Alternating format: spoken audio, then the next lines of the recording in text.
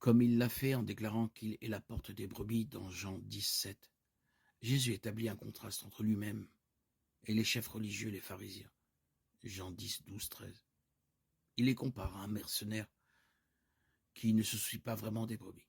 Dans Jean 19, Jésus parle de voleurs et de brigands qui cherchaient à entrer furtivement dans la bergerie. Dans ce passage, les chefs juifs, les pharisiens sont mis en contraste avec le Christ qui est la porte. Ici, dans Jean 10, 12, le mercenaire est mis en contraste avec le vrai berger ou le fidèle berger qui donne volontairement sa vie pour les brebis. Celui qui est un mercenaire travaille pour un salaire qui est sa principale préoccupation. Il ne se soucie pas des brebis, mais de lui-même. Il est intéressant de noter que les bergers des temps anciens n'étaient généralement pas les propriétaires du troupeau.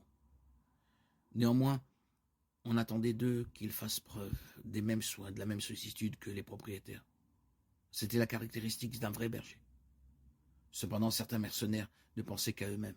En conséquence, lorsqu'un loup apparaissait, la menace la plus courante pour les moutons à cette époque, le mercenaire abandonnait le troupeau et s'enfuyait, laissant les moutons se disperser ou se tuer. Jean 10, 12, 13.